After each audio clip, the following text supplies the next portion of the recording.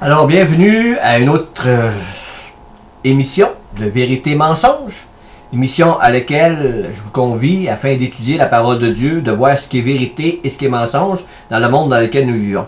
Aujourd'hui, le sujet sur lequel je veux m'attarder, c'est la personne de Jésus-Christ. Qui est Jésus-Christ? Les témoins de Jéhovah disent que c'est le Fils de Dieu, mais avec un petit D, parce qu'on va dire que c'est un petit D parce que le grand Dieu c'est Jéhovah et Jésus est un petit Dieu, donc eux ils ont deux dieux, mais ils ne diront pas comme ça, mais c'est quand même ça. Et pour l'islam, Jésus c'est un prophète, ni plus ni moins qu'un prophète parmi les autres prophètes, mais le plus grand prophète c'est Mahomet, ce n'est pas Jésus, c'est lui qu'il faut honorer. Mais qu'est-ce que en dit la Bible? Qu'en dit la Bible? Pour ça, justement, ce qui va être intéressant de regarder ensemble, c'est une petite façon d'étudier la Bible en même temps, de pouvoir comparer entre l'Ancien Testament et le Nouveau Testament, pour voir les passages à travers la parole de Dieu, qui nous parlent de Dieu, qui vont nous parler de Jésus-Christ, de quelle façon on arrive à dire que Jésus est Dieu. Et aussi, on va nous dire, par exemple, un exemple, on parle de la Trinité. Souvent, les gens disent, oui, mais le mot Trinité n'est pas dans la Bible. Et ils ont parfaitement raison, le mot Trinité n'est pas dans la Bible. C'est un terme qui a été appliqué après avoir étudié les passages de la Bible, où on s'est rendu compte qu'il n'y avait qu'un seul Dieu, mais que le Père était Dieu, que le Fils Jésus-Christ était Dieu, par rapport à beaucoup de passages, et aussi le Saint-Esprit était Dieu. Et là, on avait un problème parce qu'on avait trois dieux. Mais la Bible nous enseigne qu'il y en a un seul, et les versets sont très, très, très clairs concernant la divinité de Jésus-Christ, ou la divinité d'un seul Dieu, il y en a juste un, il n'y en a pas deux. Alors, Dieu, il y en a un seul, il n'y en a pas d'autre. OK? On va être clair là-dessus, mais ça ne veut pas dire qu'il n'y a pas trois personnes en Dieu. Et c'est de là vient l'invention du mot Trinité, 3, 1. Alors, c'est de là vient un mot qu'on a dû d'appliquer à cette découverte en faisant l'étude de la parole de Dieu, de voir qu'il y avait trois personnes, mais un seul Dieu. Et pour être clair qu'on va regarder ensemble, dans Ésaïe, chapitre 43, un texte qui nous parle justement de Dieu, qui nous dit de façon très claire et sans ambiguïté qu'il y a un seul Dieu. Ésaïe écrit en 800 ans environ avant Jésus-Christ. Il dit ceci: « Avant moi, il n'y a point été formé de Dieu, et après moi, il n'y en aura point. C'est moi qui suis l'Éternel, et à part moi, il n'y a point de sauveur. C'est moi qui ai annoncé, sauvé et prédit. Ce n'est point parmi vous un Dieu étranger. » Il dit un petit D ici, en parlant des dieux étrangers. « Vous êtes mes témoins, dit l'Éternel. C'est moi qui suis Dieu. Je suis là depuis le commencement, et nul ne délivrera de ma main. J'agirai qui s'y opposera. » Ici, il dit, il y a un seul Dieu, et c'est moi qui sauve, c'est moi qui annonce, c'est moi qui prédit, il n'y en a pas d'autre. Il dit, vous serez mes témoins, dit Jésus, dit l'Éternel. Le mot éternel, c'est le mot pour Dieu, c'est le mot pour Yahvé, c'est le mot pour Jéhovah. Et on sait que les témoins de Jéhovah se basent sur des passages de l'Ancien Testament pour dire qu'ils sont des témoins de Jéhovah, car Dieu a demandé, vous serez mes témoins. Mais quand on va dans le Nouveau Testament, il y a d'autres passages qui nous disent, Jésus nous dit, vous serez mes témoins. Moi, je ne suis pas un témoin de Jéhovah, je suis un témoin de Jésus-Christ. Parce que je suis aujourd'hui dans le Nouveau Testament. Pas dans l'Ancien Testament, mais dans le Nouveau Testament. Donc, je ne suis pas un témoin de Jéhovah, ni de Yahvé, ni de l'Éternel. Je suis un témoin d'aujourd'hui, dans le Nouveau Testament, cette incarnation du Fils de Dieu, Jésus-Christ, qui lui m'a dit d'être ses témoins. Les chrétiens, justement, se réunissaient le dimanche, non plus le samedi, parce que c'était dans l'Ancienne Alliance, le samedi, c'était le sabbat. Et la Nouvelle Alliance, Jésus est ressuscité le dimanche. Pas le 7e jour, mais le premier jour de la semaine. Le 7e jour, c'était le samedi. Moi, je me rappelle que j'allais à l'école pour m'enseigner le catéchisme, on me disait que c'était le 7e jour, c'était dimanche. Ben non, le dimanche, c'est le premier jour de la semaine et non pas le 7e jour de la semaine. Le 7e jour de la semaine, Dieu s'est reposé, c'était le sabbat. Et le premier jour, c'est la nouvelle créature, c'est la nouvelle création, c'est une nouvelle alliance, ça commence avec la première journée. Il dit ici dans Isaïe 44, « Je suis le premier, je suis le dernier, et hors moi, il n'y a point de Dieu. Qui a comme moi fait des prédictions, qu'il le déclare et me le prouve, depuis que j'ai fondé le peuple ancien, qu'ils annoncent l'avenir et ce qui doit arriver. Il n'y a point d'autre rocher, il n'y a aucun autre Dieu, je n'en connais point. » Alors, Dieu, ici, encore un autre texte, puis il y en a encore des dizaines et des dizaines de textes qui nous enseignent de façon très, très, très claire qu'il y a un seul Dieu. Mais ici, il y a une analogie intéressante dans ce texte-là. Il dit, il n'y a point d'autre rocher, je n'en connais point. Dieu ici ne nous parle pas des roches. C'est une illustration d'une histoire ici, du rocher. Le rocher nous relate une histoire qui a eu lieu dans l'Ancien Testament du temps de Moïse, au moment où le peuple d'Israël était sorti de l'Égypte après les fléaux. Ils étaient dans le désert, et il faisait chaud, ils avaient soif, il n'y avait pas de rivière. Et Dieu lui avait demandé à Moïse d'aller vers un rocher et de frapper un rocher et qu'il allait sortir de l'eau de ce rocher. Et effectivement, Moïse est allé, il a frappé un rocher et de l'eau est sortie. Et les gens ont bu à satiété. Cela est arrivé une autre fois où Dieu avait dit à Moïse de parler au rocher et Moïse a frappé le rocher et Dieu a dû de punir Moïse. Et à cause de cette faute, Moïse n'est pas entré dans la terre promise. Par cette illustration-là du rocher, c'est que Christ était cette illustration du rocher. Vous allez comprendre pourquoi. Le rocher était frappé une fois pour nos péchés, pas deux fois, une seule fois.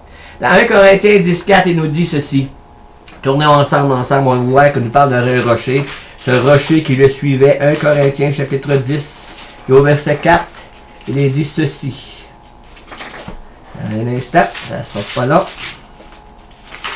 1 Corinthiens chapitre 10. Moïse dans la nuée et dans la mer, et qu'ils ont tous mangé le même aliment spirituel, et qu'ils ont tous bu le même breuvage spirituel, car ils buvaient à un rocher spirituel qui les suivait. Ici, Paul nous parle de l'Ancienne Alliance, nous parle justement de ce que je viens de vous parler dans l'Ancien Testament. Et ce rocher était Christ. Et il ne nous dit pas que ce rocher était Yahvé. Il ne nous dit pas que ce rocher était l'Éternel, ou Jéhovah. Non, il nous dit que ce rocher était Christ. Et pourtant, ce qu'on vient de lire dans les textes, il n'y en avait pas d'autre. Dieu, il n'en connaît pas d'autre, un rocher. Comprenez-vous? Lorsque je regarde ces textes-là, je me rends bien compte que c'est Dieu fait homme qui est venu. Un autre texte intéressant. Ça, c'est vraiment intéressant, ce texte-là. On va y passer. Dans Ésaïe, chapitre 35. Le désert et le pays aride se réjouiront, la solitude s'égaira et fleurira comme un narcisse. Elle se couvrira de fleurs et tressaillera de joie, avec chants d'allégresse et cris de triomphe. Ils verront la gloire de l'Éternel, la magnificence de notre Dieu. Fortifiez les mains languissantes et affermissez les genoux qui chancellent. Dites à ceux qui ont le cœur troublé, prenez courage, ne craignez point. Dites à ceux que, voici votre Dieu, la vengeance viendra, la rétribution de Dieu. Il viendra lui-même et vous sauvera. Belle prophétie écrite en 800 ans avant Jésus-Christ. Il viendra lui-même et vous sauvera. Quand quelqu'un dit qu'il vient lui-même, là, ça veut-tu dire qu'il faut attendre quelqu'un d'autre? Ça veut justement dire que j'en attends pas un autre, mais j'attends Dieu lui-même, pas un autre. Si je dis à mon frère que je m'en viens chouper chez eux, il n'attend pas le voisin, là.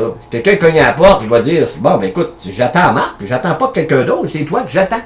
Alors, quand Dieu dit qu'il va venir lui-même, il vous sauvera, il va venir lui-même. Mais encore là, il faut être sûr d'une chose. OK? La chose dont il faut être certaine, que c'est la bonne personne qui vienne. Parce que Dieu ne l'a jamais vu, et personne ne l'a vu, et personne ne le connaît d'une façon littérale, comme moi je connais mon frère ou quelqu'un me connaît. Mais voici, Dieu ne nous a pas laissés dans les ténèbres. Il nous a donné des signes pour le reconnaître. Alors s'ouvriront les yeux des aveugles, s'ouvriront les oreilles des sourds. Alors le boiteux sautera comme un cerf, et la langue du muet éclatera de joie. Voilà les signes qui doivent accompagner la venue de Dieu lui-même. Voici, il viendra lui-même, et voici les signes qui l'accompagnent. C'est cet accomplissement-là, on va le trouver dans Matthieu chapitre 11, où à ce moment-là, on a quelqu'un qui est en prison, qui est Jean-Baptiste, suite à une danse qu'Hérodiade avait faite, et elle avait demandé la tête de Jean-Baptiste, et Jean-Baptiste avait été mis en prison. Pendant qu'il était en prison, il a entendu parler de Jésus, il entend parler de plusieurs choses, et à un moment donné, il demande à ses disciples d'aller poser une question à Jésus bien intéressante. Et il dit ceci. Il lui fait dire par ses disciples, « Es-tu celui qui doit venir, ou devons-nous en attendre un autre? » Jésus leur répondit, « Oui, c'est moi. » Non, il n'a pas dit ça. Non. Jésus a fait quelque chose de mieux que ça. Allez rapporter à Jean ce que vous entendez et ce que vous voyez. Jésus leur dit ce que vous entendez et ce que vous voyez. Inventez pas des histoires, là. Rapportez-leur ce que vous avez vu. Rapportez-leur ce que vous avez entendu.